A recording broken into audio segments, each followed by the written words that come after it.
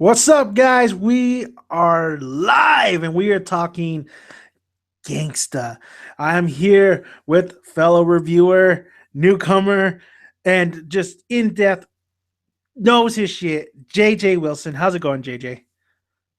I'm doing good. How about yourself? Not too bad, man. Not too bad. I mean, like we talked, JJ. I freaking binge read. Took one day, binge read the whole Gangsta manga. Just binge read it.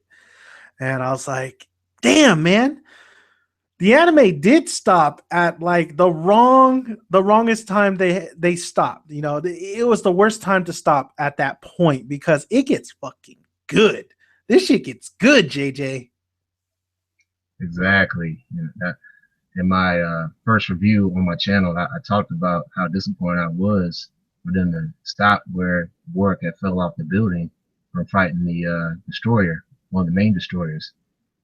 And so, I mean, I guess from a budget standpoint, I kind of understand why they did that. But as far as like the tension, the drama, and the suspense of that whole series, it's on a whole new level on Volume 6, guys. It really, really is. Like Oh hell it is yeah. mind blowing. Hell yeah. And then also the company kind of just like fell through too, you know. Right.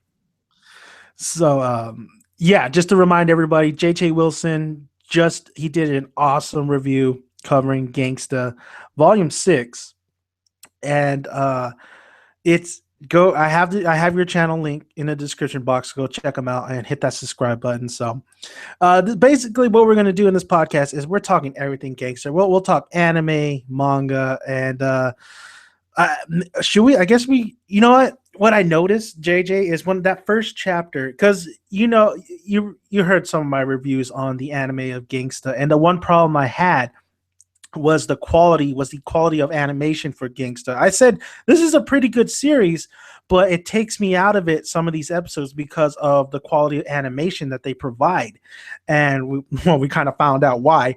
But it was kind of crazy when I read the first chapter of Gangsta. The drawing and the style in that first chapter is a little off too. It's a little off. It's a little weird, but like as the series progresses, I think the manga artist really starts definitely getting a little bit better as the manga just keeps going. Do you feel the same way, JJ? Yeah, I agree with you. Like it took some time to get used to all the quirkiness going on in the first volume. But like at each chapter it goes on, the tension gets much more better. There's a lot more detail in some of the imagery and the panels that go along. So you definitely get more drawn in, and especially the lines. A lot of these characters, the punchlines that they say towards each other. You know, that's what really captivates me. That's what captivated me all throughout this series, man. So you can really Hell relate yeah. to a lot of stuff that they go on. You know, Yeah, man, I totally agree. I agree 100%. You're right about the dialogue. The dialogue just gets better, and whoo, we'll get to that man. We'll get to that Monroe. We'll get to that Monroe in a minute. We'll get to Monroe. We'll get to Ivan in a minute, and yeah, we'll get to Delico too. You know what? It's great. Like these characters are great too. These characters are very follow. You can follow them. You really care for them.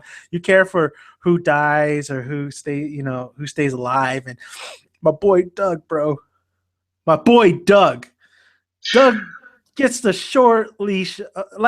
Uh, in the anime, right? In the anime, we meet this guy. We meet this Twilight Doug, and Doug is from, I believe, the same kind of Westgate as Nicholas. mm, Um, and you know what? I thought this guy. I thought he looks like he's fucking. He looks like he's 16, but he's like really over 20. So I was like, all right, this dude's gonna be here for a while. He's gonna be pretty badass and stuff. He's gonna do his Twilight shit. And boy, was I fucking hit hard in the anime when he died. I was like, what? My boy Doug, my boy Doug, gone. So what's great about this is there's consequences and there's weight to it, and the story, like, not everybody is safe. We even see Nicholas get fucked up so many times in this series. Man, exactly. my boy Doug, JJ, my boy Doug, R.I.P. R.I.P. Man. Man, yeah, Doug was definitely a relatable character, man. Like, when he first introduced, you could tell he was like that punk kid. Like he was coming around looking all snot nosed Oh and yeah, he's a little everything. dick. Yeah, exactly. And man, like he was just basically dissing all the older folks. Like, man, nobody get on my level. He was real cocky. He was highly talented Twilight in terms of combat. So he was just trying to make a name for himself, I guess. And I think he did that with Nicholas. I think Nicholas looked at Leno like, yeah, this dude can fight, He's a little because he's shit, looking for but he can strong fight. points himself. Yeah. This cat can definitely fight, and later on in the series they do kind of become friends in a sense, when they go to the clinic to get Tree and everything. Mm-hmm. They kind of click, man. They like, yeah, I got respect for you now. Yeah, yeah. I saw it that way too. What I really loved towards the end of the volumes, well, when we caught up, was dude Galahad, right? Yeah, Galahad, Warhol, I think. Yeah, Galahad. I think that's how you say his name correctly. Mhm.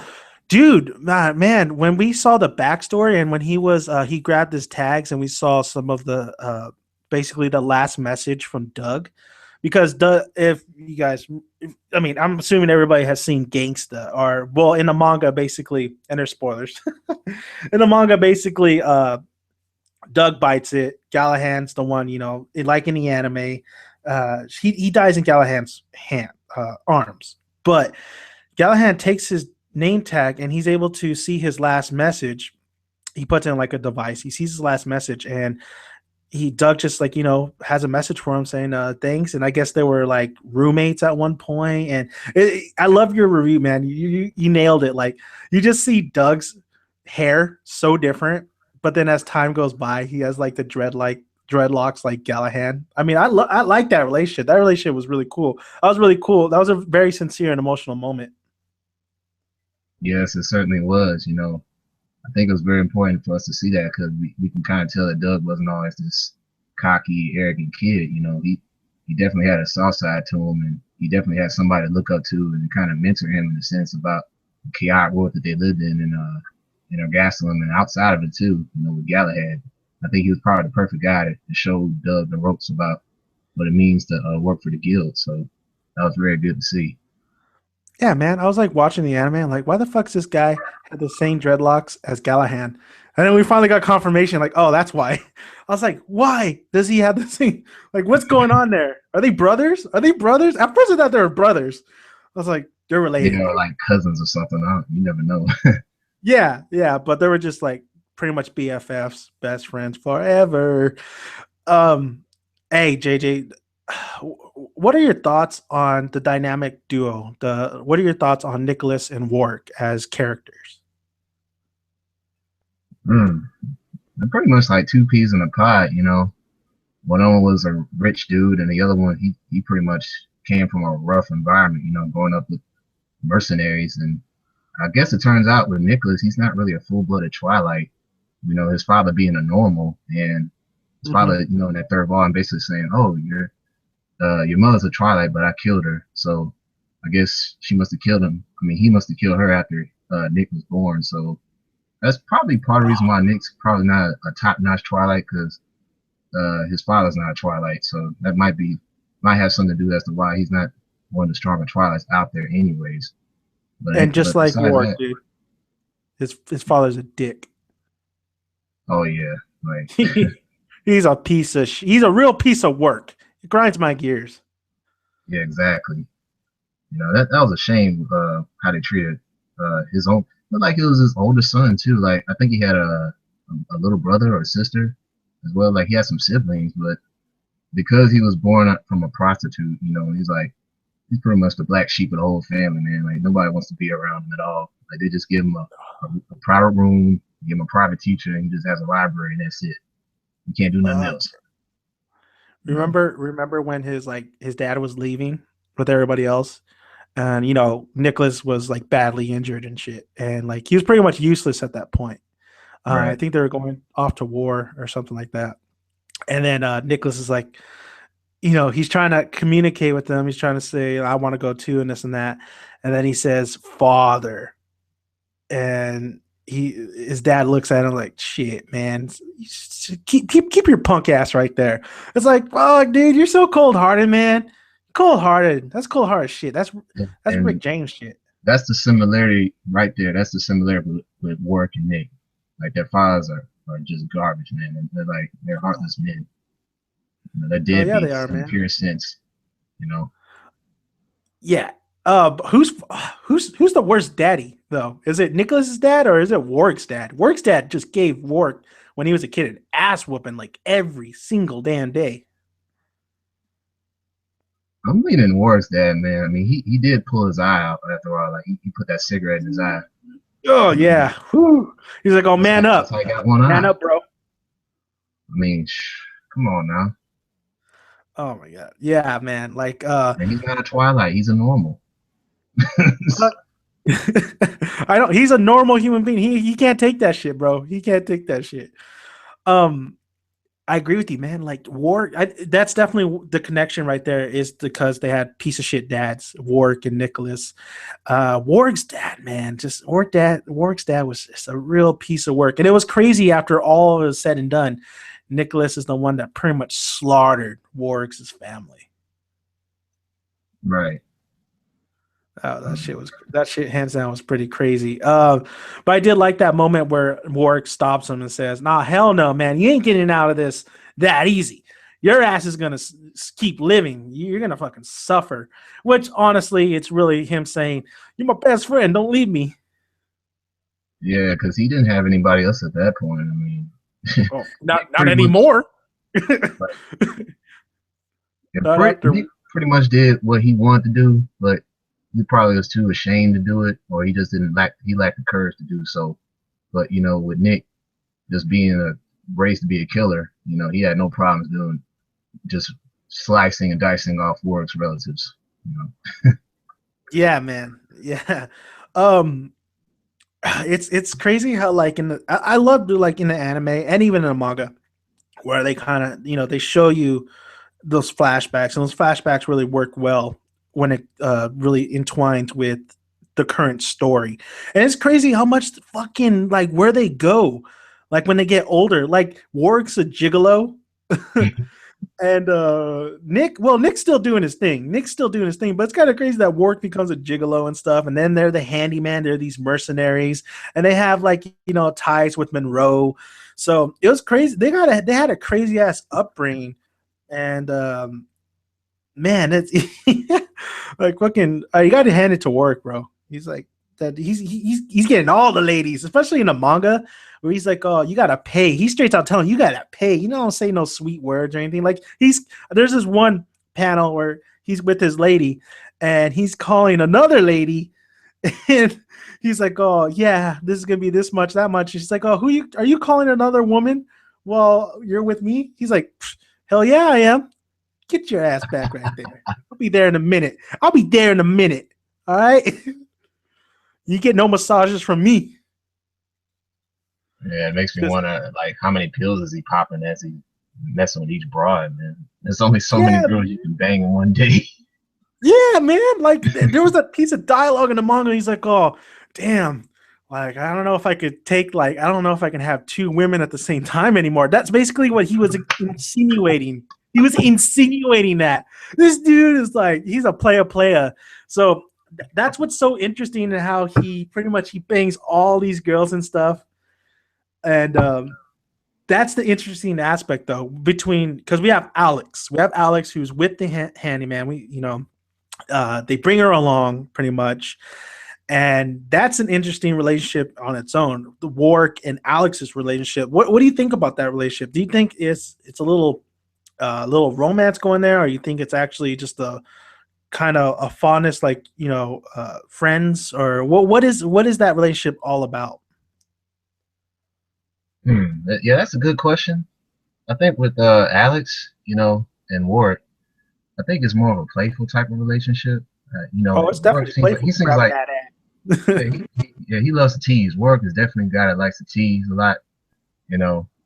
He's kind of hard to get to, but at the same time, he does care for Alex's personal problems. You know, he doesn't want to see a girl like that, especially as pretty as she is, you know, having to suffer or even worse, die over some nonsense. You know, and I think Yeah, that's part of the reason why he took her in to kind of clean herself up a little bit. You know, see what I mean? yeah. So I've I think noticed that, like, it would be it go to serious moments too in a manga. It go to serious moments, and then it goes straight to playful moments where she's like, "You grab my ass," and then she just grabs his cheeks and shit, or she slaps the shit out of him.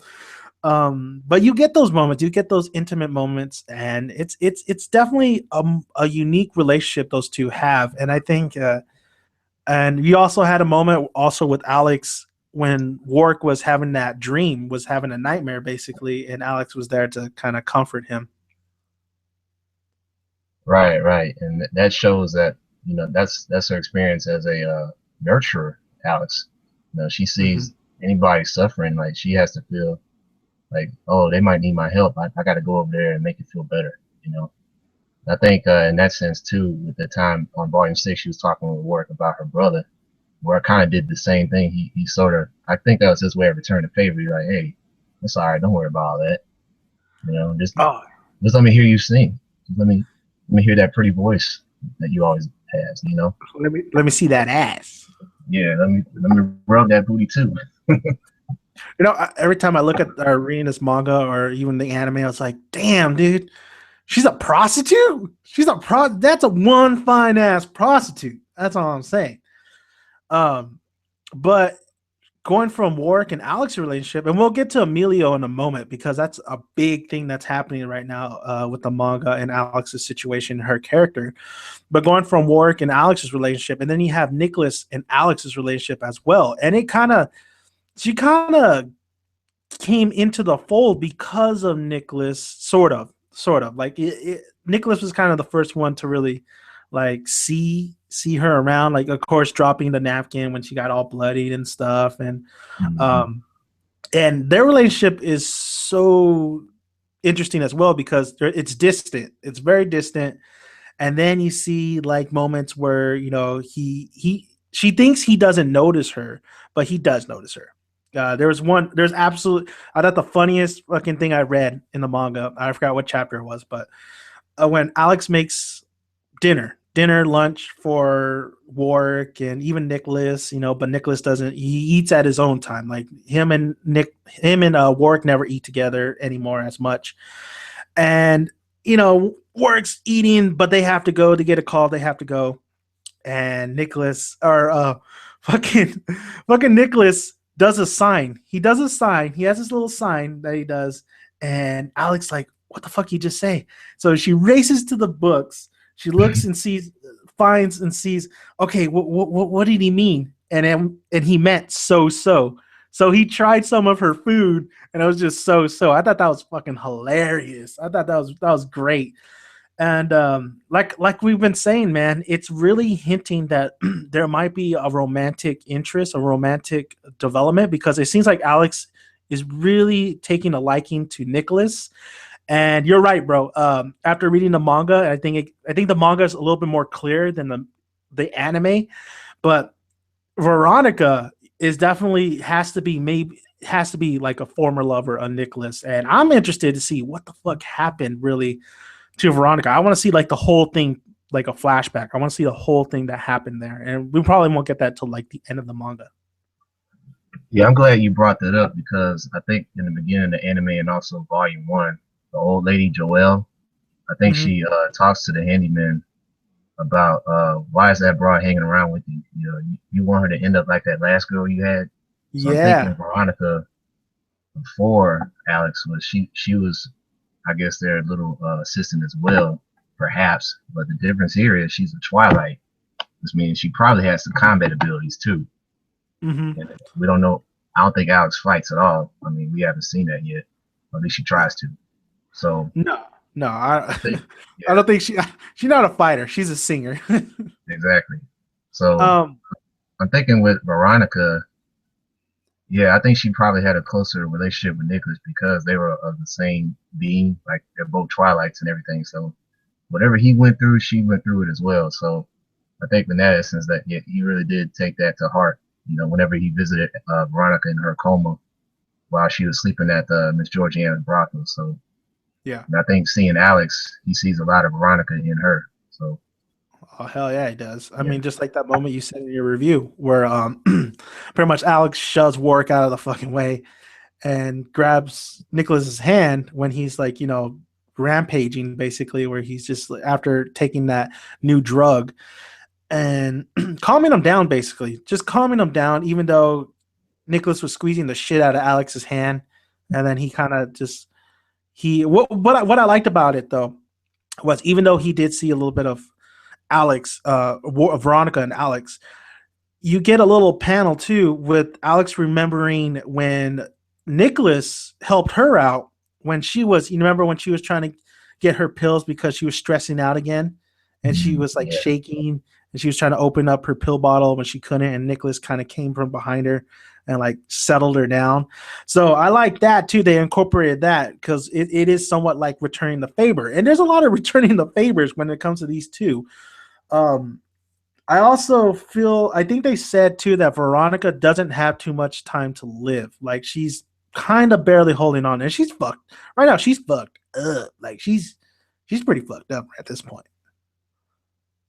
yeah. Like she's got bandages all over her, and I don't know if she's still on a breather or not, but yeah, it's gonna be interesting to see.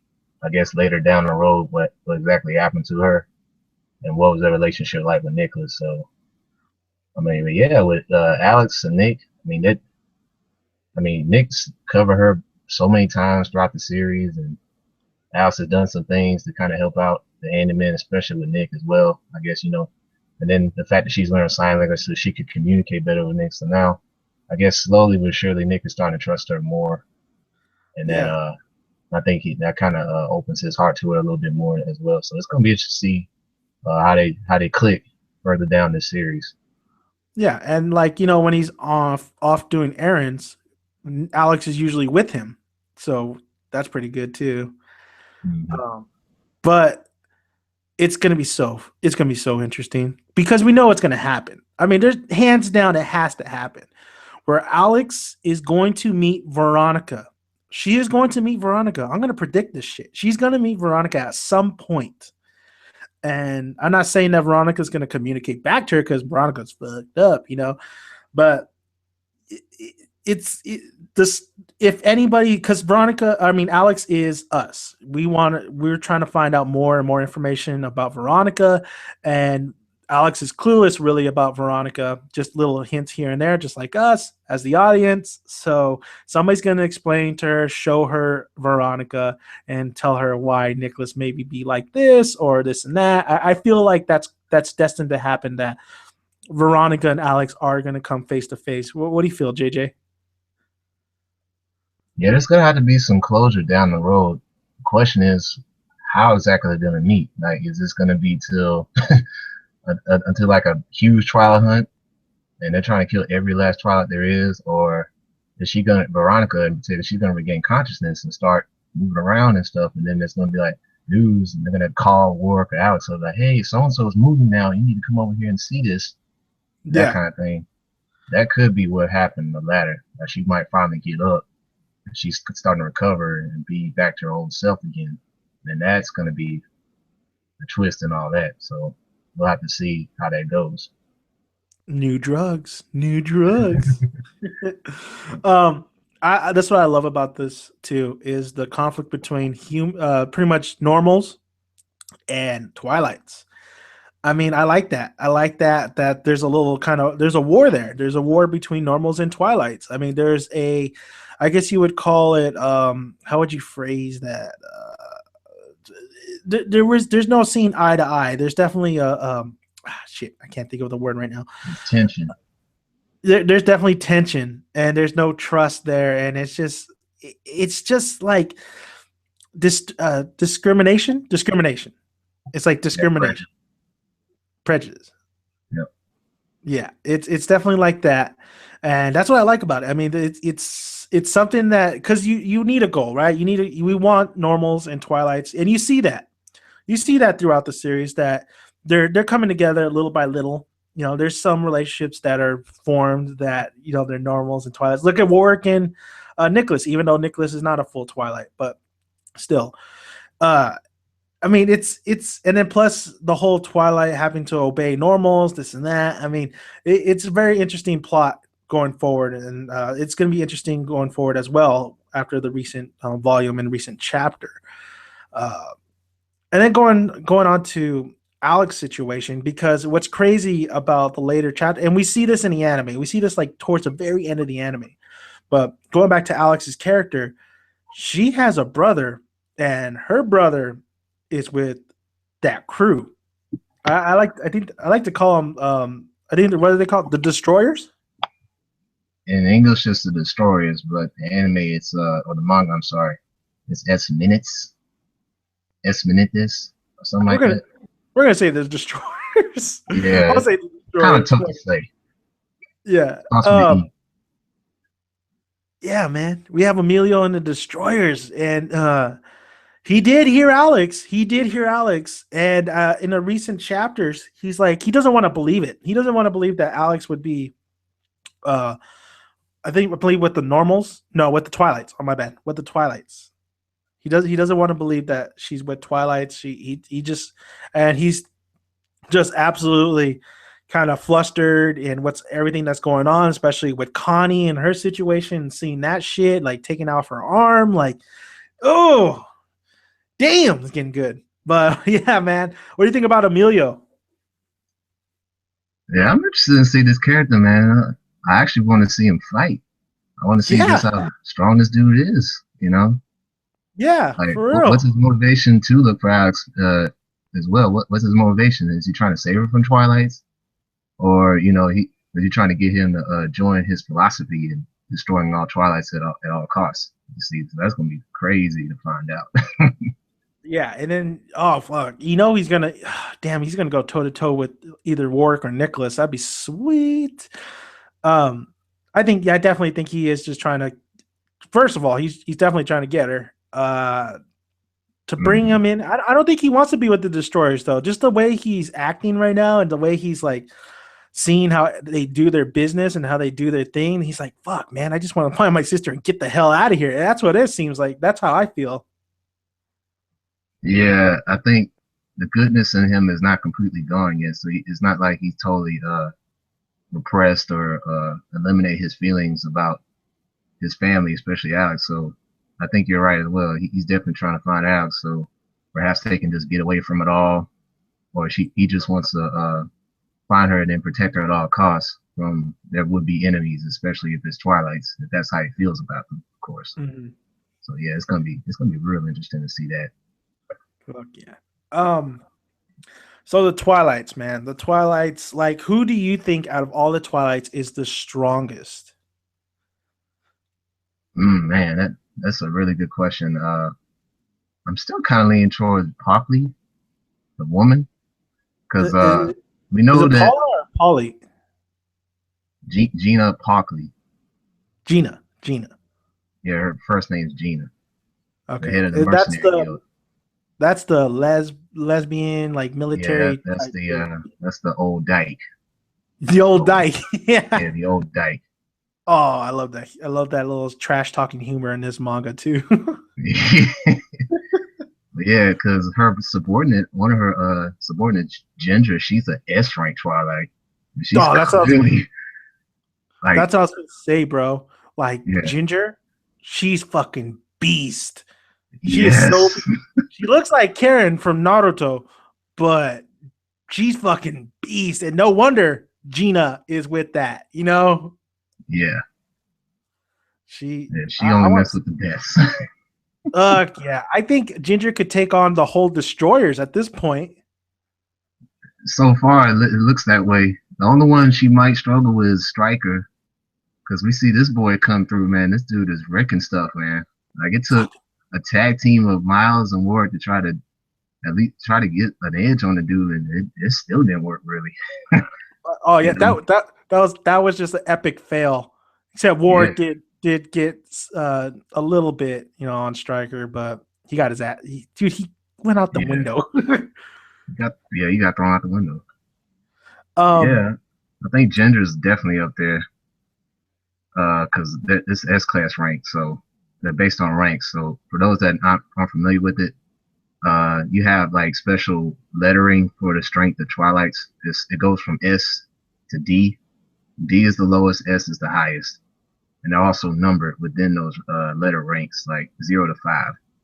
So Mhm. for Ginger, for example, she's a S, S rank, S class. I mean S class, and then her rank is 5.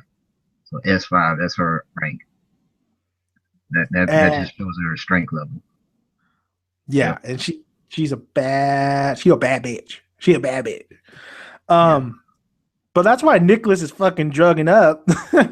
That's why he's shooting up and shit because like he's not up there. He's not an S class. Like I think a lot of people think that Nicholas. I think in the beginning too, like oh shit, this guy must be like the top motherfucker in here. He must be like number one on that rank, or he must be the strongest out of all of them. Hell no, he ain't.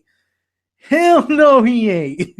He is not the strongest. He is like he's barely right there. Honestly, he gets his ass kicked a lot, but he gives some he gives some ass kicking too. I mean, he's willing to go beyond his capability to fight these motherfuckers. Like, dude, JJ, tell the audience what's up with that. What's up with Nicholas and him taking these drugs from Dr. Theo? I tell you, man. I tell you, like with Nick, in the beginning of the anime, man, he was throwing up the chains like he was on a Yeah, rap group or something. He's throwing the chains yeah. up like, yeah, you see He's that? like It's an death AO, row, it's an AO, death row.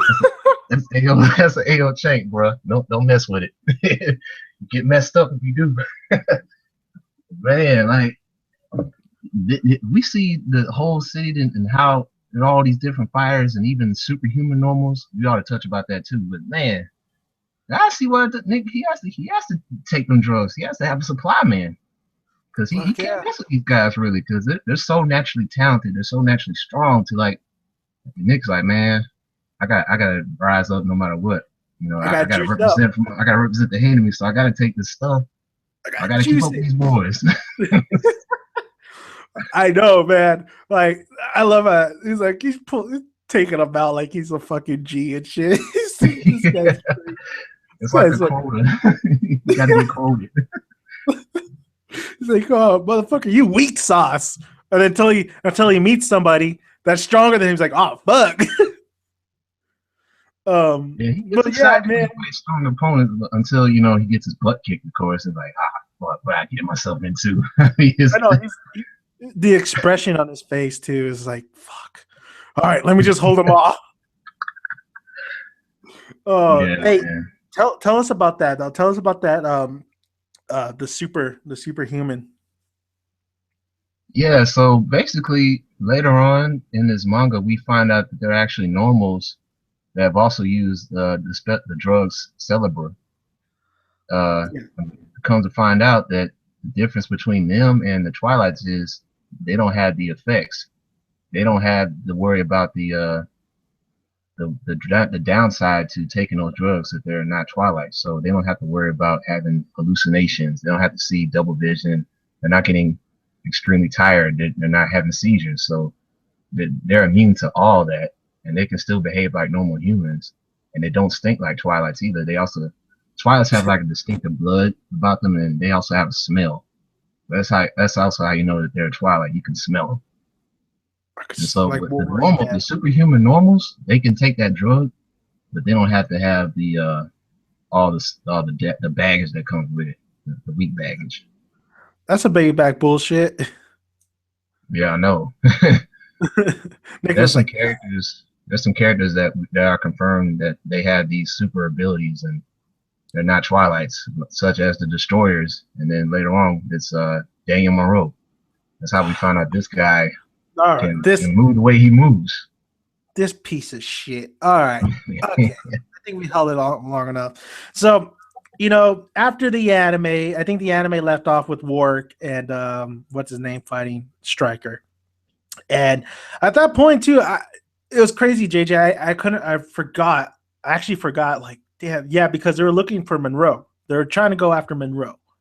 Mm-hmm. And I was like, shit, that was the last of really what they kind of left off in the anime. And this son of a bitch. Well, first, before we get to Daniel and Monroe, we get introduced to Erica in the anime. And when Erica gets, oh man, when I remember that episode too, when fucking Alex and Nicholas are just walking and down the fucking what would you call it? Down the alleyway, you see kind of not cross paths, but walking the other direction is Erica. You see Erica walk, and she goes past, the camera and stuff, and Nicholas stops, and fucking Alex bumps into him. It's like, hey, motherfucker, what's wrong with you? Didn't say that, but and then you just see Nicholas, this big ass grin on his face. I was like, oh shit. Nicholas is smiling. What the hell does that mean? Who's this? Who is this chick, Erica? And she is the twin sister of was it Delico? Delico. Yeah, Delico. Yeah, of Delico. And I was like, oh shit. This is all right, it's starting to go somewhere, especially when he has I can't remember what the little kid's name. What was the little kid's name? Michael. It was just Michael? Really? Yeah, I mean it's not spelled like the regular Michael is. It's kind of different. It's like an Mikha Oh, or something like that. Yeah. okay. Well, yeah, Like that little fucker, that little turd. So we see Michael and Erica, and this is when it gets super interesting because they fucking invade the bastard club. And when they invaded the bastard club, like when Michael was going against Gallahan, and I think he was going against Marco. Man, I was like, oh man, these characters are so interesting. They're kicking everybody's ass. Nicholas gets his ass kicked by Erica at one point, and so yeah, the anime leaves off like what the hell happens to these guys? What happens to them? Is Delico find out about Erica this and that? He does. He gets help from this little girl named Heather, who's actually her sister. I believe her sister was killed in that bastard raid. And we see basically Delico and what the fuck's what the hell's that other guy's name? His Yang. Yeah, Yang. We see him and Yang, and they've been friends, and of course they were friends with Erica when they were kids. And we see him and Yang go pretty much with Heather searching for Erica. And they find Erica. Dude, JJ, what fucking happens, man? What fucking happens when they find Erica? Well, when they find her, she's just basically trying to kill them back, So she's not trying to hear anything they have to say to her at all. It's really love. She's totally locked in. She's trying to eradicate all Twilights at all costs. I mean, she even takes the tag from her brother. Because I think that's what they were trying to do. They kill Twilights and then they take their tags, for collection. Yeah. Which I like. For counts. So she's just all about her job at this point, man. She's not trying to hear anything Delico has to say about as far as what their past relationship is as siblings. She ain't trying to hear that. She's just trying to kill. Mm-hmm. Kill, get paid, whatever it is. That's all she's thinking about right now. So she thinks, and she's such a tragic character too. She's kind of a tragic character. I think she's a little bit brainwashed as well, somewhat. I mean, because when Delico and Yang kind of confront her, and motherfucker comes and says, oh shit, I didn't think I would have to reveal myself this damn early. We see fucking Monroe. We see Monroe, and we see Ivan. And Ivan, of course, fucking Erica goes up to Ivan, and she's like, oh, pet my head. Dude, fucking Monroe, man, was behind it all. What a piece of shit. Bro.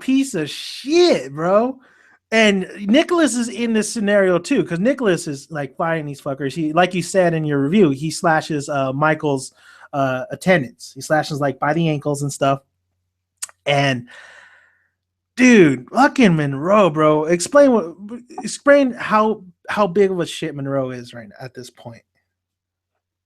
It's probably the biggest double crossing you could ever find in a manga series, man. Like, not only that, he took the time to pose as this guy. He's trying to look out for Twilights and everything. Like, even if they're not his own kids and stuff, he's looking at their orphanage foster kid Twilight. He's taking up Erica and Delico and even non-Twilights too. With Yang, and I think he's raising them like he's their father. He's looking at them like they're his own kids.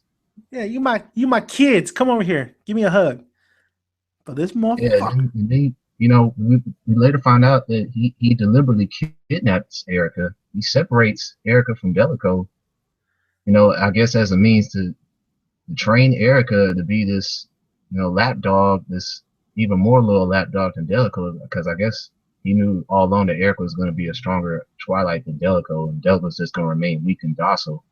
So he just continued to Delico, close to him in his watchful eyes, and just have Erica get trained by some nasty dudes, especially a guy like Ivan. Just keep trained by some nasty dudes, slap her, pee on her, humiliate her, do whatever it is you want to do to make her a straight Fucking beast. Ivan constantly raping her, and simply comforting her by patting her head, pretty much patting her head and or kissing the head too, I believe. It's because we see a little panel too with Delico and Erica, and there's just this little motion where basically she just kind of switches to, oh my god, this is what kind of family, like she's kind of, I feel like she's a little bit hypnotized a little bit, like there's a motion that has her kind of just like that, kind of a lapdog. But yeah, she's been totally just been she's been she got fucked over, she got fucked over for all those years.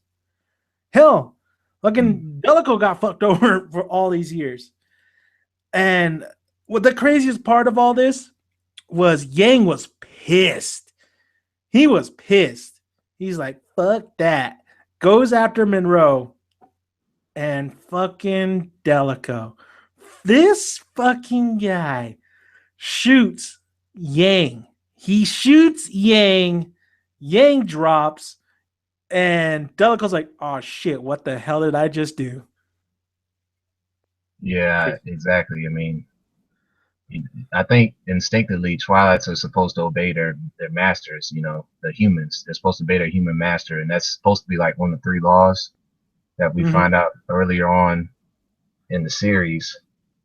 I guess to keep the peace, I guess between Monroe and the other four, I mean, sorry, not four, but three protectors, like they had to come up with these laws to keep Twilight from just going crazy and trying to take over the populace, the normal human populace. So I think that was one of those laws. Like, they have to have masters. They got to have somebody to control them at all costs. Otherwise, they're just gonna, in Monroe's eyes, and I guess whoever made these rules up, they're just gonna go straight bananas. They're just gonna go berserk. They're gonna kill everything they see. So I think Delico, trusting Monroe all these years, he felt like there was still some good in Monroe. Like, he couldn't believe what he was hearing, and to see his own best friend try to come up there and kill off his father figure, he had to. Yeah. He didn't even think about it. He just shot the dude. He shot his best friend. Didn't think twice. He had to react. And did you see Monroe's face too? Monroe's like, oh, like he didn't have to do nothing. He's like, yeah, Delico's gonna take care of that shit. Like he knew beforehand. Like, this guy's like, whatever. Let me get my cigar or something. Like, hurry up, Delico, take care of that shit.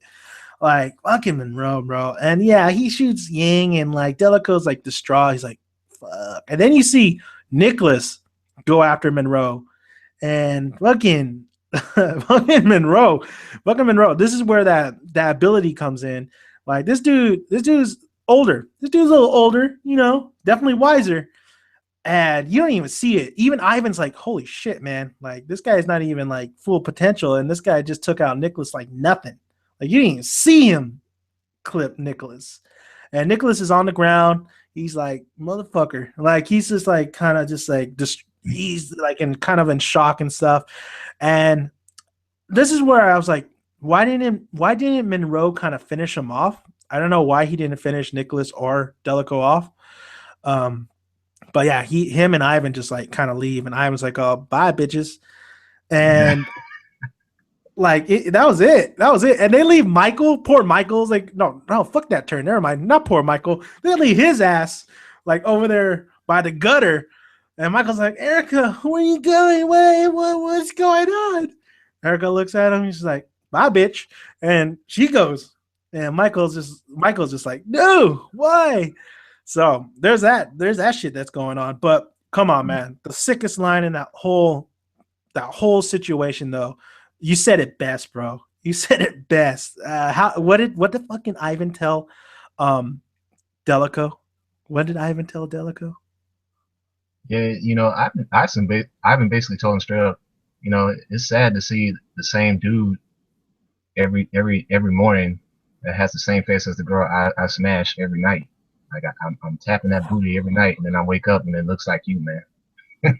Fuck, man, dude. I would go ballistic. I would go. That's why Yang fucking went ballistic. He's like, fuck this motherfucker. Like, damn. And Ivan's like, his whole character design too. Just looking at him, you're like, dude, you're a piece of shit. I don't know how your personality is, but just looking at you, you're a piece of shit, aren't you? Like, oh man. And Monroe. Like I always had a sneaky suspicion, like, you know what, this guy's a little off for some reason. But I never went, oh my god, yeah, he's the one that's doing all this shit. Until that chapter, man. Until that chapter, I was like, oh yeah, this guy is not to be trusted. This guy is a real piece of work, and it's going to be very interesting in the future events, like what Delico, because Delico right now he's not even there. He's not even there. When they go back to to Dr. Theo's, Dr. Theo is basically helping Nicholas, helping Yang, definitely trying to keep Yang alive. Helped out Heather, or helped out Michael. Definitely helped out Michael, because that little turd is going to be telling some shit to these guys. Mm-hmm. And yeah, man, poor Theo and Nina, like they had so much shit they had to do that night. Like they had to like stitch up, help, keep alive so many damn people all in that day, which is you gotta feel for Dr. Theo. But I love Nicholas. He's like, shit, you're a shitty ass doctor. He's keeping your ass alive. Yeah, Dr. Theo is a pretty cool character, man. I mean, he has a very nonchalant attitude about a lot of stuff. Deep down, man, he's a very well-respected dude. He's saving folks' lives 24/7, like whether it's normal or Twilight, man. He's there. He's the guy that you want to go to for any kind of medical help, no matter what it is. He doesn't really care. Or drugs. It doesn't matter if you use them for good or you use them for bad. Like, you show him the money, that he's gonna help you out. So, but he's a good natured dude, at heart. Even though he doesn't show it, he can be very cold at times, towards people he cares about. But deep down, he's a well respected guy. It's great to see him help all those guys out, and also to he has Nina, the little girl. And I think there's a panel early in the manga where you saw that even as a boy, he was learning all the ways of being a great doctor from I guess his mentor too, which was a woman. So yeah, I remember that. I remember that. From the best. Yeah, that was good. That was definitely a good one. How did you feel when Worrick found out that it was Monroe? Like, I felt like it was a little bit too coincidental. Well, he was gonna find out no matter what, but like the way he put 2 and 2 together that fast, I was like, well, I guess Worrick is pretty much kind of a genius. And I did love the line where Delico's like, "Oh, go help everybody else. This ain't even my blood." And Worrick's like, "Oh shit, what the fuck just happened right now?" And then he put 2 and 2 together. So Worrick already found out. Like he didn't even need explanation. He didn't need anybody to tell him. He just knew, right? Like, yeah, this motherfucking Monroe, man. Yeah, Worrick's the negotiator, the handyman, man. He can kind of play detective and tell like who's really the real conspirator of the whole debauchery went down. So This dude's a little gigolo Sherlock Holmes, basically. Yeah. So Man. yeah, man, it's everything. I mean, if that wasn't all, I mean, if that wasn't exciting enough, then you have fucking Connie's situation. You have Connie's situation. The destroy, just to get to it, the destroyers basically have Connie, or that one. I forget her name. Do you remember her name? Uh, you talking about one of the destroyers? Yeah, the one that actually kidnapped Connie. Beretta. Yeah, I remember now. Yep. Yeah, Beretta kidnaps Connie, takes her back basically to the home base. Stryker's pretty much like, he's kind of pissed and stuff. And she's like, oh, don't worry. I got something for you. So Connie's all tied up and shit. And then she gets out of it. And then she tries to like take out one of these motherfuckers. What do they do to her? They fucking cut off her arm, send that shit, fucking UPS that shit to fucking Marco. And or well, it doesn't even not even to Marco, to fucking Loretta. Is it Loretta? Yeah. Yeah, Loretta. And Loretta sees it, and then she's like, and then Marco comes, and she's like, oh shit, Marco, no, stay, stay. And fucking Marco sees that shit, and he's like, yeah, I'm about to go fucking Arnold Schwarzenegger, Rambo on everybody's ass. So this is where we're kind of pretty much left off.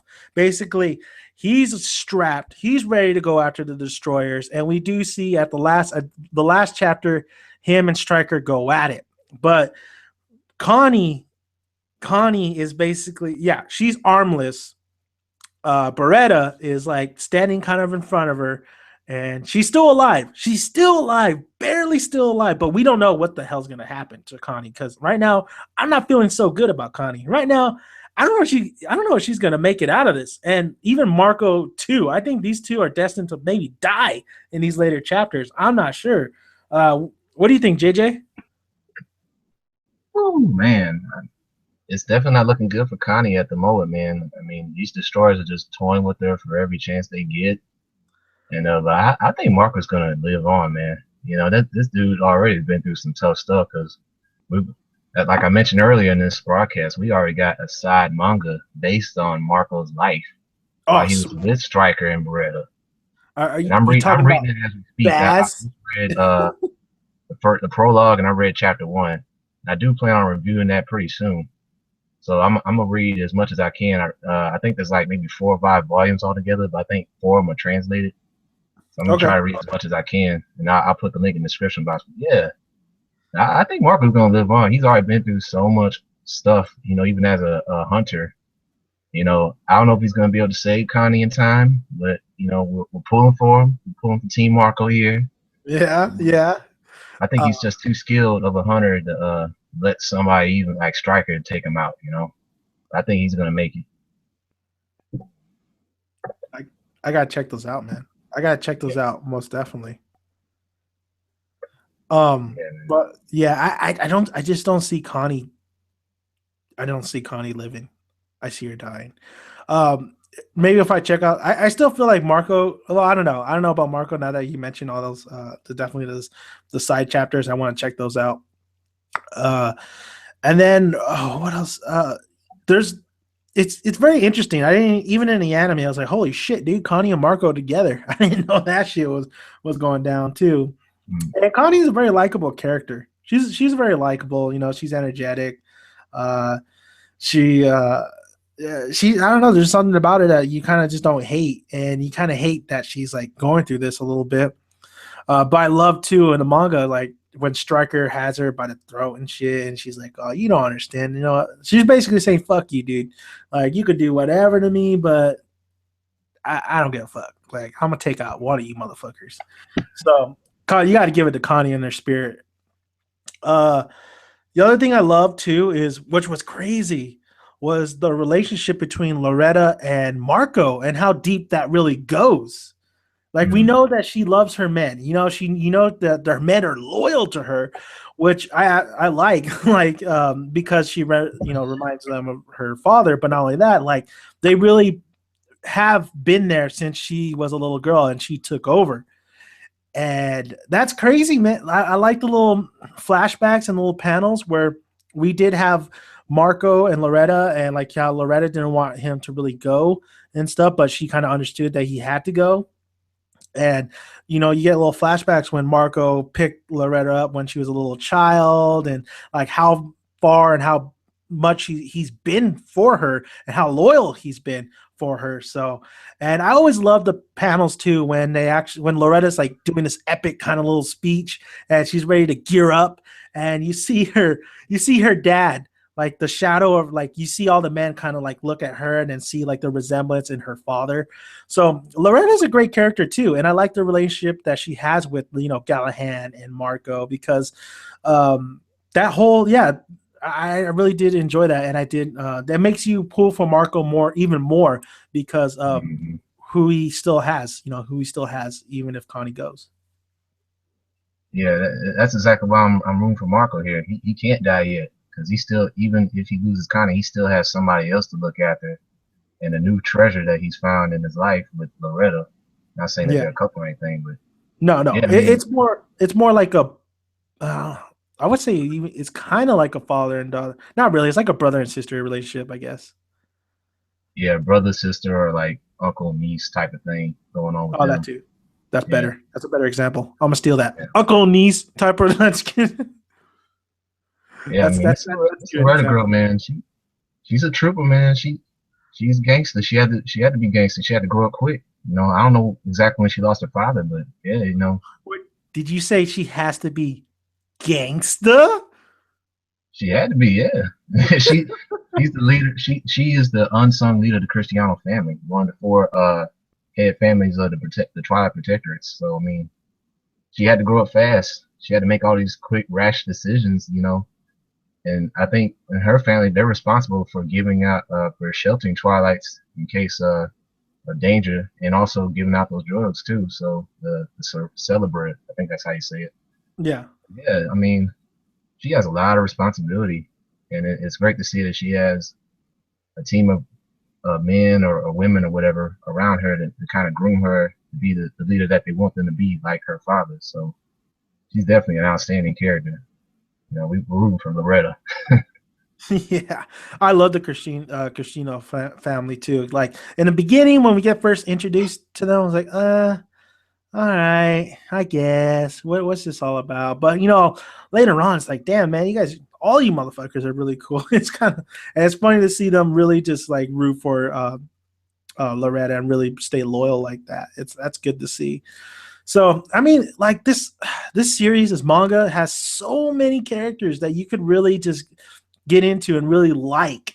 So when they pass and when they die, like Doug, it's like, fuck, man, like, damn, I didn't want you to go. So we have a situation with Connie, and she could die too, and you're like, damn, shit, I didn't want you to go. So it's going to be very interesting. It's going to be very interesting going down the line. But I wanted to ask you this question because I feel like once we get towards the late, probably towards the end of this manga, I don't know how it's doing in sales. Hopefully, it is doing good in sales. Do you have any information about that? If it's doing good at all in sales? No, I haven't gotten that far. That's definitely something to look into in the future to see Yeah, how these volumes are selling out. So yeah, that's definitely something I gotta check on. yeah. Because at this point, it's good, and if it doesn't sell, they'll end that shit, and I don't want it to end. I don't want it to end like abruptly, because this manga doesn't deserve to be ended abruptly.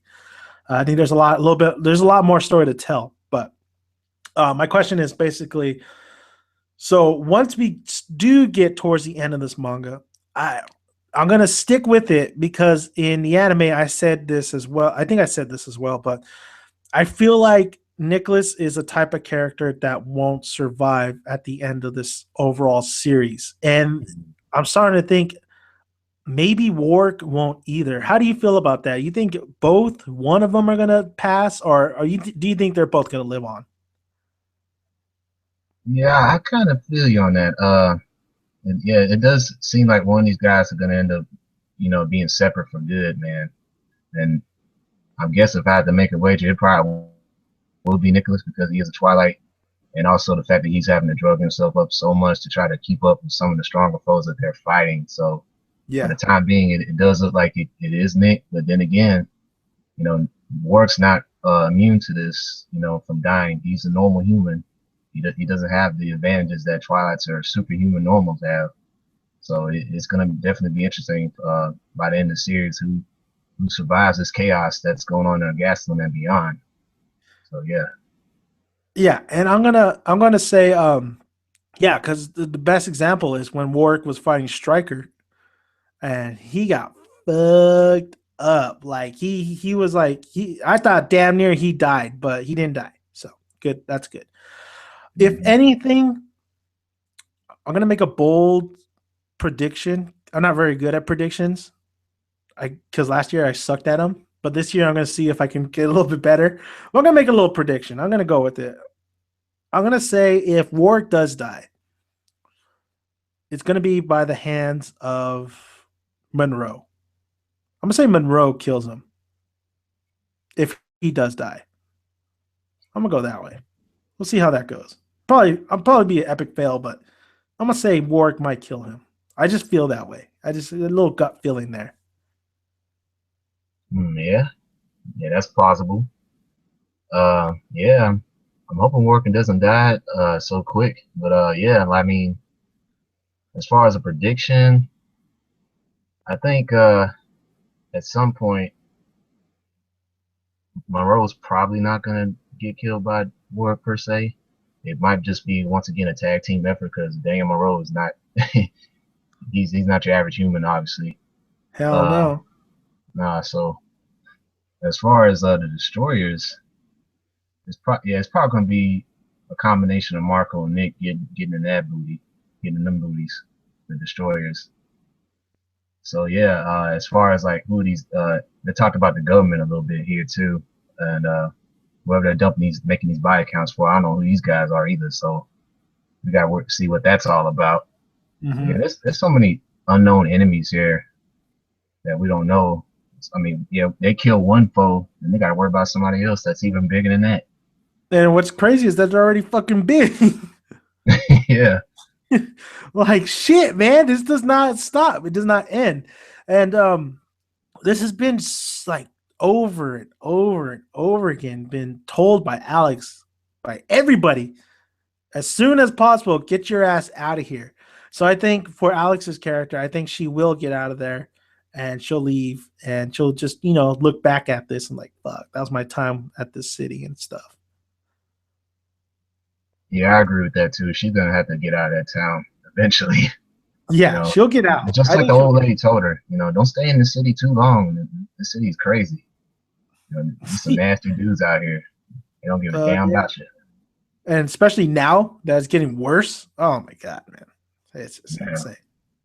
Um, um, in the very beginning, too, I thought this was going to be like a Black Lagoon, and it's not. It's not like a Black Lagoon. Uh, but it's that's good. That's actually a good thing because it actually has its own stamp and I Mhm. don't think I've seen really. It has so many stories and so many things that are going on with it. Like it just has its own feel to it. That's why it's gangsta and the manga, especially the manga. Like you just more to it. There's more. I feel like we got. I don't think they really put a lot of. They didn't put any.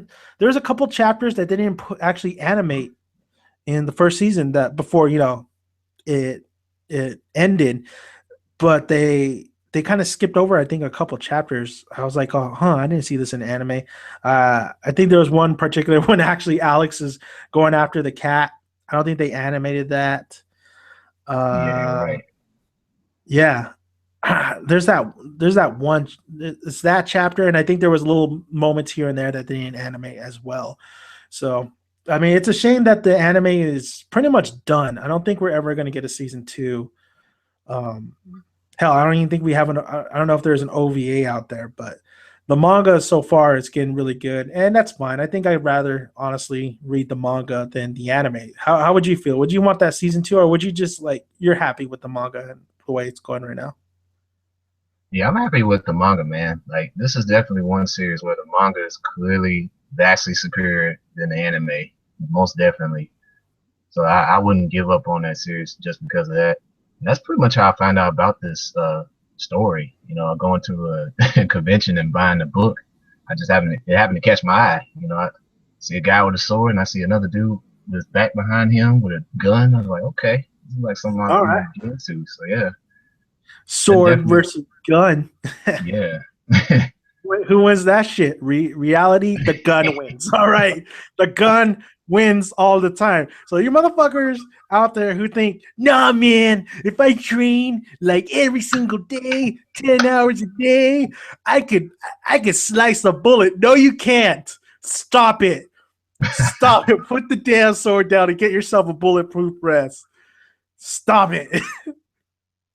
Hey, unless you can move like Nick or you can move like some of the Dragon Ball Z characters, man. Hey, I put my money on you, but you Dude, can't don't do all encourage that. them. Yeah. Don't encourage this audience. They will do it. They will go out and they will buy whatever drug they have to. They'll be like, oh, yeah, this drug says they'll make me faster. This and steroids. Steroids are going to make me bigger, better, faster. It's not faster than a bullet, bro. And your muscles are not gonna, it's not steel, bro. You're done. You better run, have a gun, bulletproof vest. Just get out of there. We don't we don't live in the samurai times. We live in guns blazing times. Yeah, it's the Um, 21st century. dude, have you ever seen Black Lagoon? Yes, I know exactly what you're talking about. Yeah, Black Lagoon. Yeah, the story is definitely not on the same level as Gangsta, man. I have to No, admit that it really isn't. I mean, it no. was just basically the adventures of Rock, Revy, Dutch, and what's that, dude, Benny. That was pretty much it. Sure, you get a few side characters, but they were interesting, but they weren't like, oh, I want to learn more about you and stuff like that. Like, it was just basically fighting, cussing, some jokes here and there, fighting, cussing some more. That was Black Lagoon. At least that's I what it love was to Black. me. I love Yeah. Black Lagoon. But yeah, you're pretty much on the point. But remember when that one fight where Revy was fighting that guy with the sword? Yeah, he didn't do too bad, but Remy eventually got him. Yeah, He was yeah. impressive. It's like, Yeah. I like to think a lot of people are like, it can be done. Look at this. Look at Revy fight this person. Like this guy is holding up against Revy, and I look at them and I go, this is animated, right? Yeah. this this is not real life. That was real life, man. Remy would have ended him in seconds. Yeah. I got Sasuke's katana, but I'm going to WonderCon in LA in March, and I'm going to Comic Con in San Diego in July, and I'm hoping to find. And I need to go to an anime expo really, really soon because I do anime mostly, and I want to find Nick's katana. I would love to have Nick's katana though. That'd be pretty sweet. Yeah, I do have a katana myself. But I let that shit get rusty. Yeah, dude. I like how the guy says you gotta polish and clean this all the time. I'm like, yeah, man, I'll do it. I'll do it. I'll do it. Do it. Fuck no, I won't. It's gonna sit right there because I'm never gonna Yeah, use it. it's gonna collect that rust easy. Yeah, it's gonna collect it, bro. Um, Surprisingly, my Sasuke one hasn't been rusted. I gotta clean it, but like it's not bad at all. So I'm But pretty is it sure he gave me. aluminum? I'm pretty sure he gave me a fucking grass cutter. Oh damn. uh, Never mind. no, it's actually legit. It's yeah, I think it's a legit. Oh Uh, man. yeah, I know Super Saiyan Ichigo just got. Oh, Mike just went off.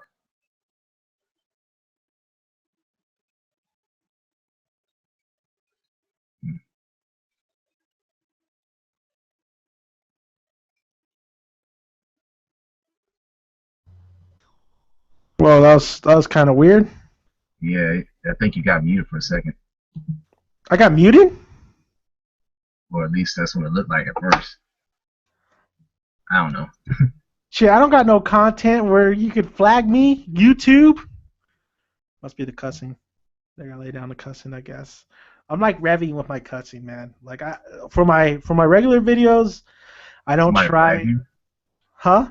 Did somebody flag you just now? No, I don't think so. No. Oh, I'm like, I what think the I hell? think it's just like, you know, Oh, whatever. Well, I'm back. I'm back, bitches. I'm back. You guys wanted it. I'm here. But yeah, bro. Which convention did you go? Because you mentioned a convention. yeah, it was a small convention. This was when I was living in Georgia, Athens, Georgia, to be more specific. Having to drive over there from Cobb County, and having to go there. They had a stash full of manga books, and I just happened to catch this gangster one. So it's like, okay. I looked at it like, yeah, I see these two characters. They're looking pretty beastly. I'm gonna have to check this out. I Yeah. read that volume one. I got hooked right off the bat. So yeah, that's how I learned about it. Oh, come on, dude. You saw Alex's titties. You're like, all right, I'm gonna keep going. I Yeah, just. that too. Oh, finance woman. Okay, I'm gonna keep reading. I love how we all like the anime, all the anime reviewers and stuff. Like, oh yeah, that that chick fine as hell. She ain't real though. You wish she was real. You wish there was women like that, and there Man, somewhat okay. are.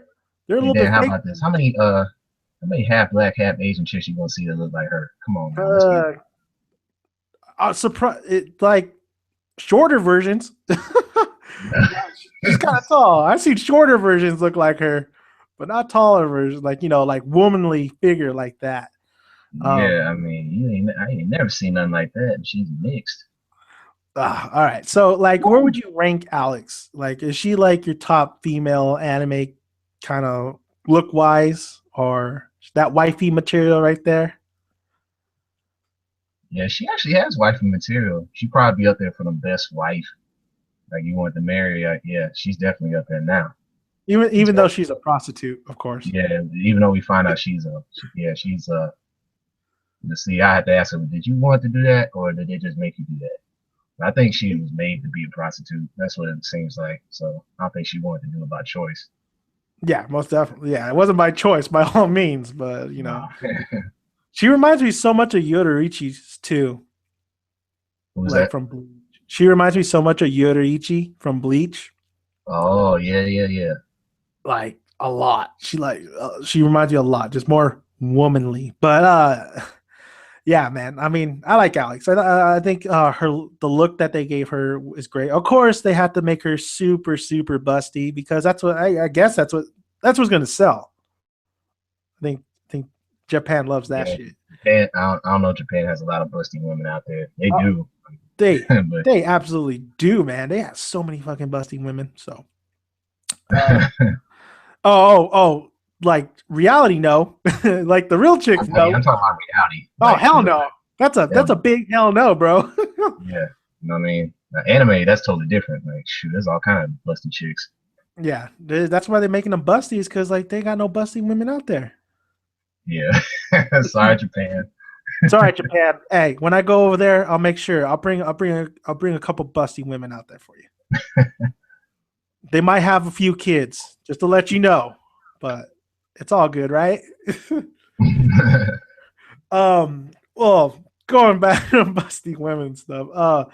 So yeah, man, like it's great about right now. Like right now, you could get into Gangsta the manga and you could catch up. Like it took me a day to catch up, and honestly, it's only going to take you maybe like 3 days if you kind of like read a couple here and there now. So it's not that far. It's not like 800 chapters or 500 chapters. It's like right there, like where you can catch up easily. And then not only that, like most of it is covered with the anime, just like some here and there, but it's definitely you could do it. You could do it, and I do recommend you doing it because the manga is, like you said, JJ. I think it's superior than the anime. I think the actual animation and the drawing and all the sketch and everything that's involved in the manga gets better along the way. The story gets better. The characters are more interesting and intriguing. You seeing where the characters go is very interesting as well. Is this the greatest manga series of all time? No, it's not, but it's something for definitely to just read, and it's really All it needs to be really is an enjoyable read, and it is that, but it's a little deeper than that too sometimes. So that's what I like about Gangsta, and I think if people haven't picked up the manga yet and they're interested and wondering what the fuck happened after the end of that anime, do it. Do it, Shia LaBeouf. Do it. Just do it. Just do it, please. Yeah, most definitely. Like you said, the series gets better and better with every chapter, every volume it picks up. So this is kind of what's missing lately with a lot of these mangas.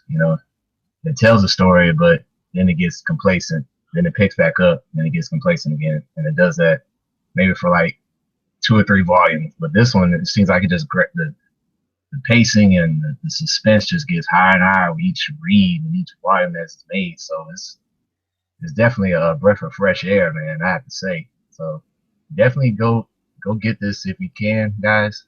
Everybody that's watching, definitely pick the series up. You won't regret it. I promise you that you won't regret it. Yeah, man. Also, but there is a little thing that I did like about in the anime than I did that the manga doesn't have, and that's of course the OST, the music. I really did like. I was feeling the music. I was feeling the music for Gangsta, and it was crazy because it kind of brought me back to Samurai Champloo a little bit. So it had that little Najubi's kind of hip hop jazz kind of feel, and I like that. I really did like that. I really liked how they played around with the music for Gangsta, and it wasn't super memorable, but it was just enough to get me like, shit, I'm gonna pick up a couple tracks. I like this. I like this shit, and it did. It helps out a little bit more. Especially, I think the music really plays a role with the anime series when it does get a little bit slower sometimes. Yeah, you're right about that. Samurai Champloo probably had a very underrated soundtrack to me as well. Probably one of the best ever. R.I.P. A lot of people don't want to talk about it. But yeah, I mean, the gangster music on there was very well put together. We were definitely drawn in with the fights and some of the more somber moments in that anime. So yeah, I do agree that the music was definitely good. I got to download some more tracks from that. Yeah, man, it's sweet, bro. So, is there anything else you want to talk about, JJ? Anything you got any questions for me?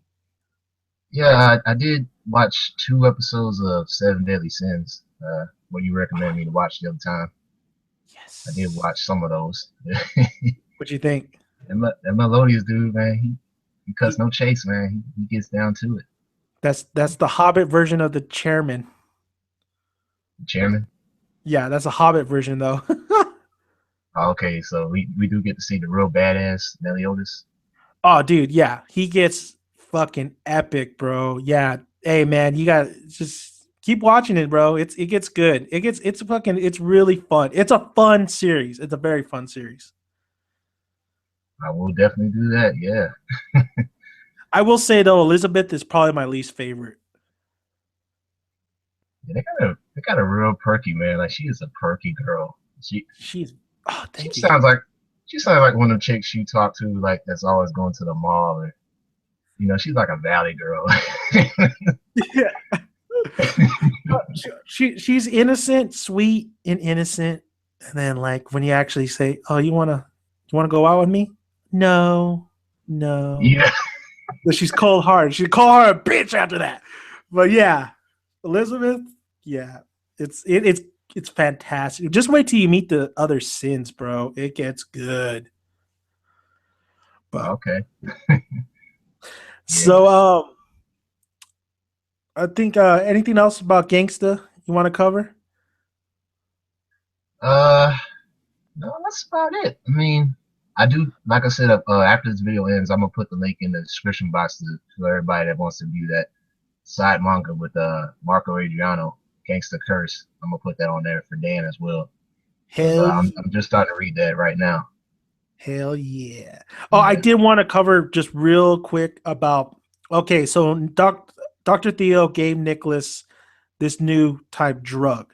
This is pretty much Nicholas is the guinea pig basically of this drug, and Nicholas like Michael's reaction when he's like, "Fuck, dude, where the hell did he get all this power?" That was pretty dope, man. That was pretty dope. And you did mention that So is this drug really, was it a true failure, or is it actually something that you could really evolve from? Yeah, that's another big question that needs to be answered because that in that later in volume 6 we do find out that Nick's having that seizure and during the struggle he actually starts grinning and obviously that means he's not going to die. And Yeah. Dr. Theo looking at him, he's like, well, at first he's like, man, this shit must didn't work. He's about to kick the bucket. But no, he sees that grin. He's like, well, okay, well, maybe it's not a complete failure. I can still use this. I can still make it better. I can still try to experiment with some other chemicals that I haven't used yet to try to make this thing even more superior than it was before. So yes, I think he's completely given up. Yeah, I could try to kill you once again with all this shit that I'm giving you. Because I'm a good doctor. Or no, like you said, No, I'm I a piece of suck. shit doctor. I'm a sucky doctor. Doctor. Hell, I think didn't Work say the same damn thing too, huh? Exactly, because he was so mad at him for once again letting Nick get a brand new drug to use so he can, try to go out there and well he's trying to help out, but at the same time he's looking for a fight. He's like, God dog it, man, why you keep doing this, man? Why you keep getting him all these drugs so you can go out so you let Nicholas go out there and just get messed up again. Yeah, You ain't shit. it's so funny, bro. Like fucking Work is like, yeah, exactly what you said, man. He's like, fucking guy, man. Dude, I'm tired of this shit. Like, I'm just tired. Stop giving him this shit. I'm the one that has to carry him back to you. It's so funny. Oh Yeah. man. What I like about Nicholas too is like he has like this humor. He just you think he's a serious guy, but when he's with Nina, he's like, he's a jokey little motherfucker. He's a sarcastic little motherfucker. Like he throws in like little jokes here and there. Or he teases a lot of people, especially the cops. Like it's really funny. And Warwick is Warwick. Warwick is so nonchalant, smokes his cigarettes. You know, it's great. These two as the leads is great because they're both kind of different, but yet both kind of the same. So, I mean, that alone should have you guys already like kind of interested in Gangsta. Is the two leads, is the two protagonists, and the relationship they have. And yeah, it's like a back and forth, man. And I love how Nicholas too. He goes, they both like steal each other's clothes. It's so funny. Oh, fucking Works like, oh yeah, I ain't forgive you, and you messed up my damn shirt. And then Nick was like, oh, where's my jacket? Where's my coat? Like they both like steal each other's clothes, which is it is like a brother relationship, but a fucked up one, especially with Nicholas killing like his whole family. But it's such a brotherly relationship, and it's gonna be sad to see. I think one of them is gonna go, so it's gonna be very sad when it that happens. It's definitely gonna be that's gonna be a very emotional moment, and I can't wait for it because those moments are what makes gangsters so great. Exactly, man. Just some very eye-opening, amazing series altogether. These dudes, Nick and Warwick, they have a hell of a time together, man. For the good Fuck, and the bad, they try to make it work the best way possible. You know, the hell handyman. yeah, hell yeah. And all right, JJ. I think we covered a lot. I think we covered a lot. Where I mean, the next volume, the next chapter ain't gonna be out for. I think is this a monthly series or this is like a weekly series? Uh, I think for right now, it's probably as far as that side manga, I'm gonna cover it pretty quick. I'm gonna cover that pretty quick. I think everything else is probably gonna end up being monthly. Yeah, I thought so. Um, but boy, right now, present, it's just getting so good, and we'll see how Marco does against Striker. We'll see what happens to Connie.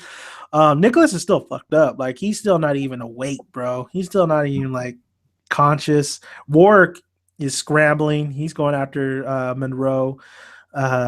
Alex, of course, is left behind again.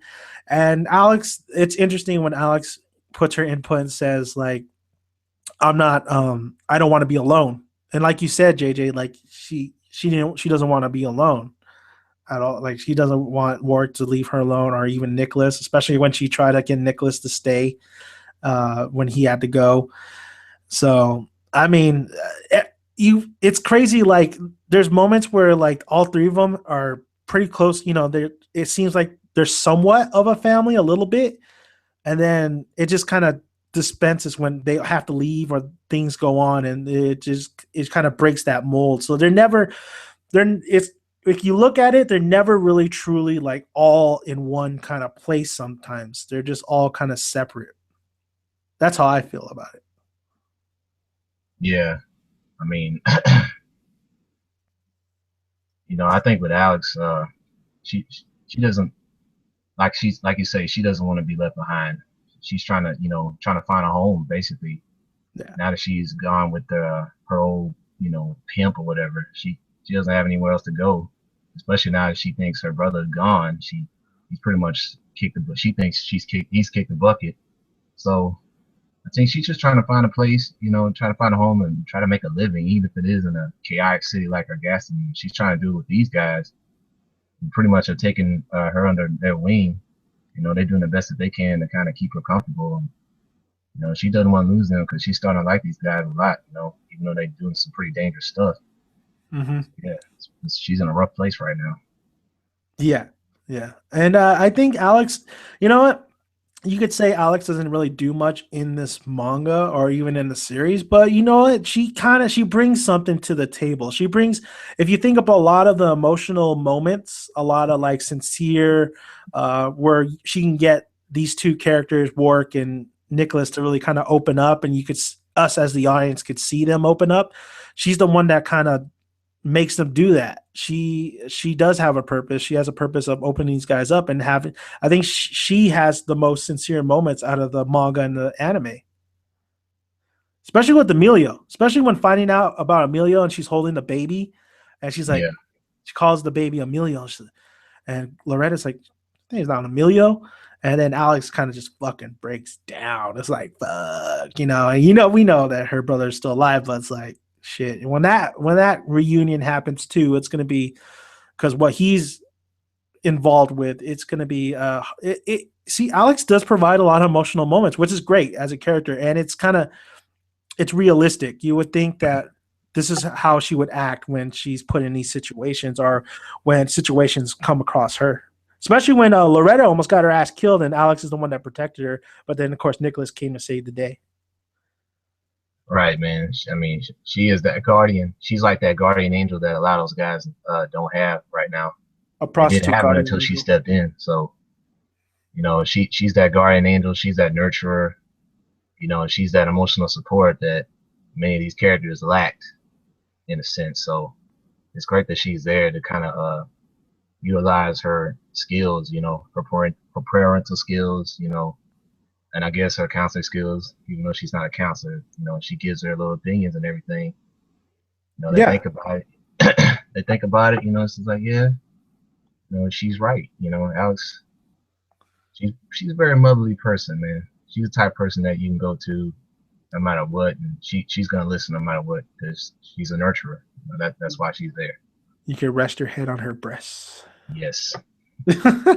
um, and you know what? It's you really feel for her too because of the situation with Barry, like her and Barry's situation, and when she has those illusions, when she thinks Barry's still alive. So, she really does bring some stuff to the table, man. She brings a lot to the table actually, and it's great to have all three of these characters who, some by destiny or fate or whatever you want to call it, come together, and all three of them have just such a depressing backstory, yet they're still trying to live on, still trying to take it one day at a time, basically. But it's great to see, like, characters have tragic backstories, kind of like solve all this stuff, solve all this shit while they together, somewhat Mm-hmm. together.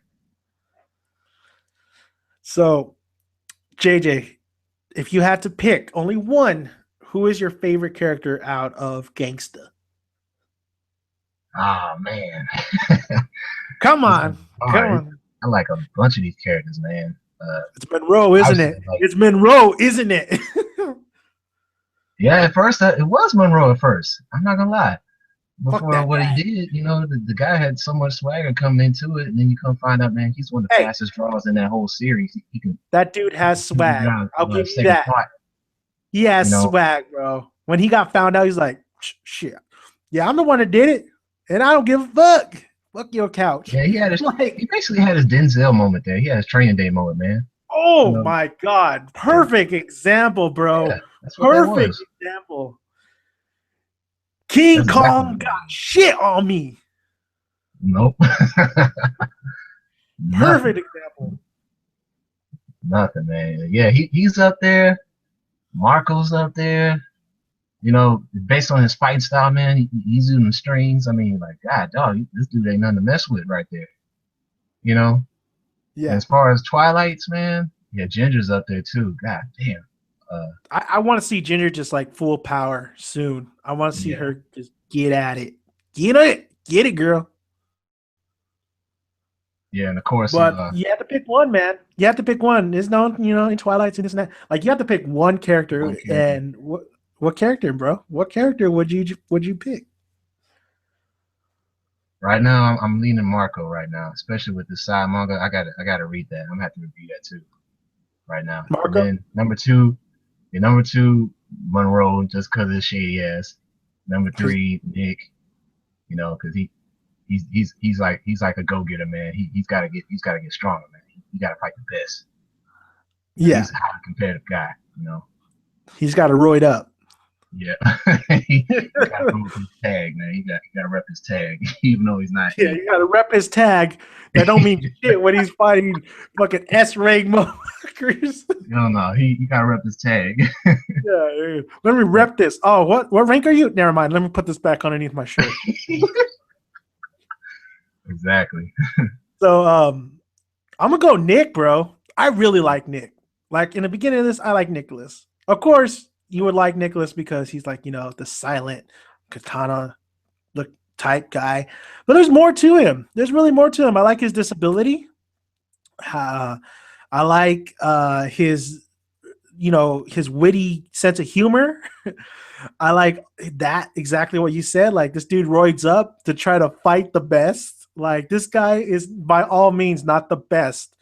Twilight, any he's not the best. He's not the best. And that's what even makes him more better because like he constantly has to just do whatever it takes to fight just to be on equal terms with the best. Like he gets his ass kicked a lot, Oh yeah, but he he gets fucked up, people. He gets. but he Woo! does he gives a whooping too. He gives a whooping Yeah. when he has a chance. But I'll go Nick. I mean Nicholas is probably my favorite out of all the gangster characters. He's the most I'm always interested when he comes on the panel. So I'm always interested in what he has to say with his hands. So and and his dynamic with Worrick. I would put Worrick up. I think Worrick would be number three. Worrick, I really like Worrick too. Number two is a hard one. I don't know what. I really like Ginger, but I feel like I haven't seen enough of Ginger, but I Yeah, know we haven't there's seen like, enough of her, but we know she is like super strong, man. Like she's oh crazy. yeah, she's intense, bro. I know. I just can't wait. Once that happens, she might bump off Nick for sure. But I need to see more. Yeah, I need to that's see what it's more, looking like. bro.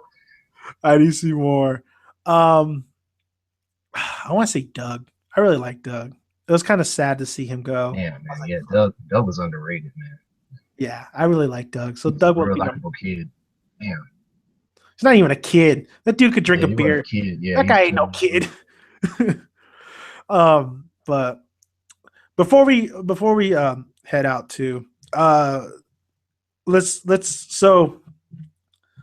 let's address this. Is Nick and Alex, are they gonna, we ship them? We definitely ship them.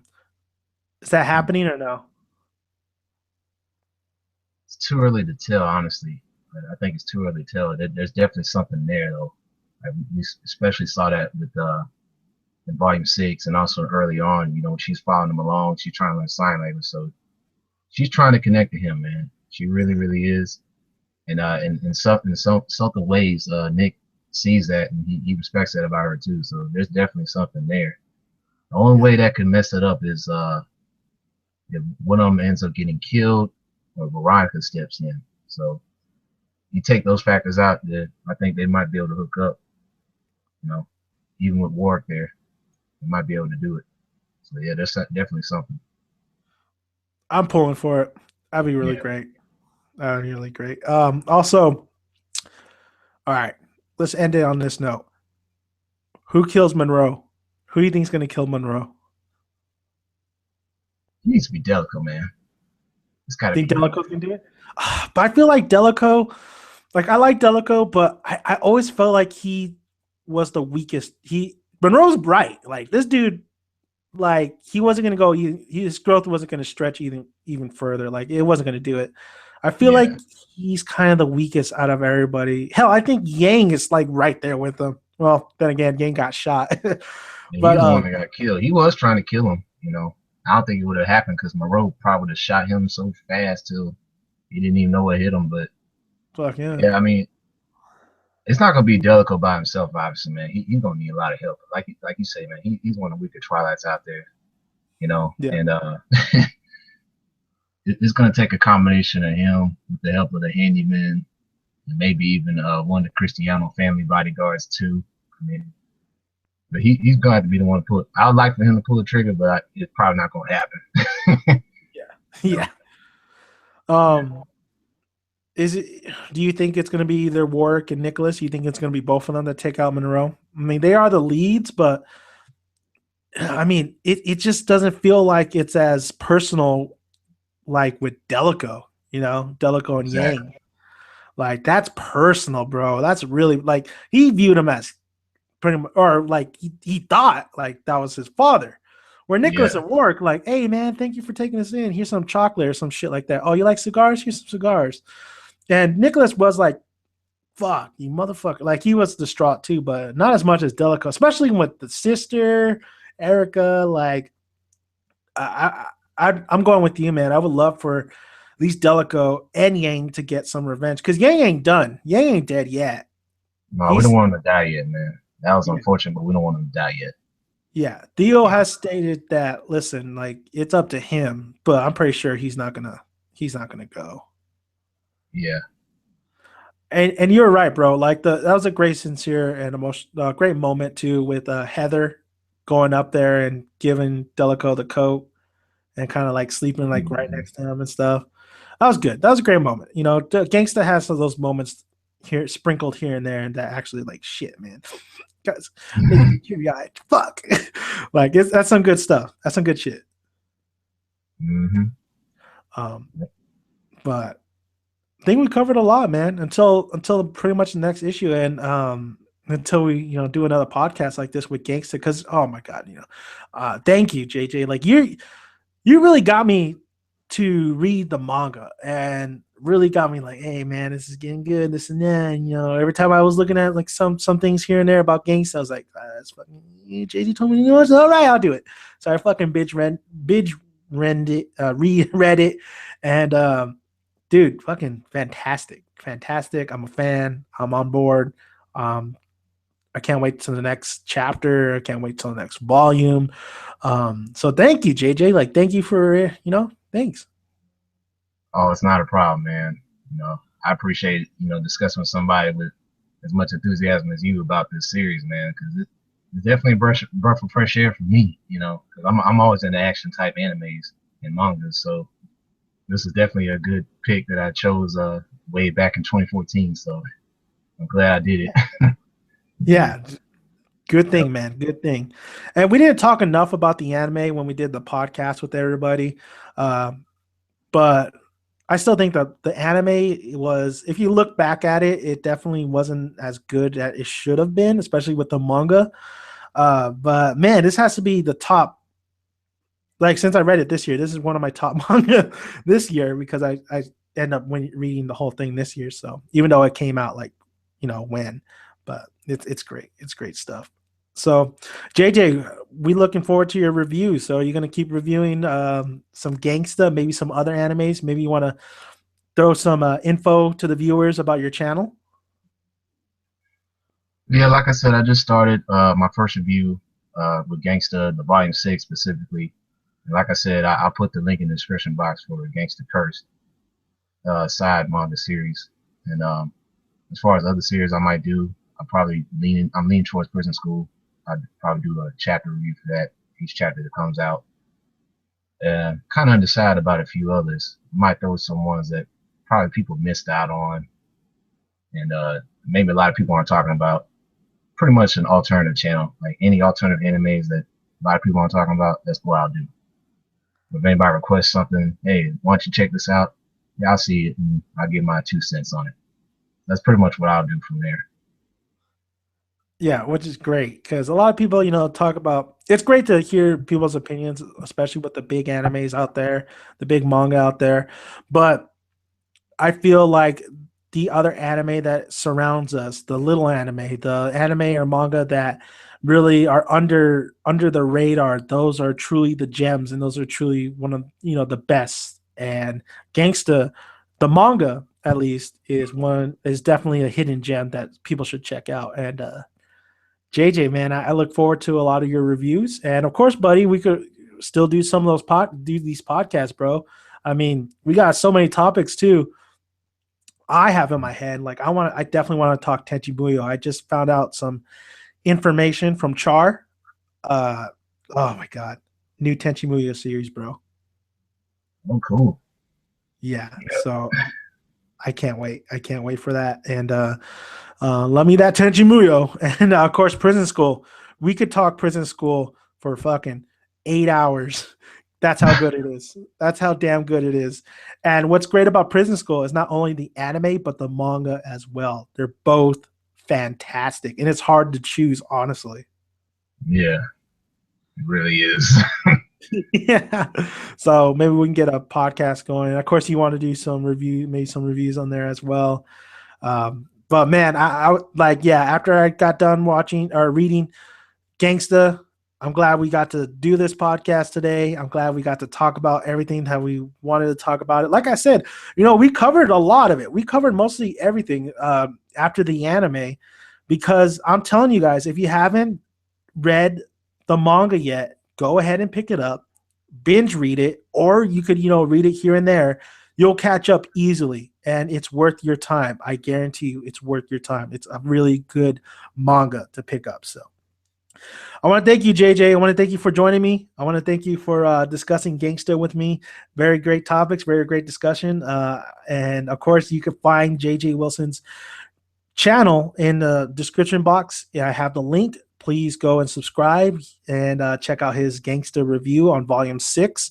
I look forward to many other reviews from you, JJ, and I look forward to collaborating a lot more with you. And man, I can't wait for more Gangsta too, so we could talk a little bit more Gangsta. And thank you, JJ. And just thank you. No problem, Dan, and everybody else that took the time to listen to us today. I really appreciate it, and I'll do the best I can to make more views for everyone to listen and give their thoughts. So I appreciate it. Yeah, this man knows a lot about Gangsta. You want an in-depth, definitely discuss just in-depth thoughts and really critiquing a lot of what's going on and really explain definitely everything, like what these characters are capable of, where the story might be heading, or where the story is at. This guy is your guy to everything Gangsta. This guy knows his shit. So thank you guys for listening. You have just listened to and witnessed Just Saying podcast. And for thank you, JJ. I'm Dan Domenic, Daniel's son. Be sure to hit the subscribe button for JJ Wilson's channel and also my channel. Like the video if you like it, and comment below. We'd love to hear all your guys' thoughts on Gangsta. Have you guys read the manga? If not, are you going to? So, and how did you feel about the anime? Thank you guys. I'm Dan Domenic, Daniel's son, and me and JJ are out.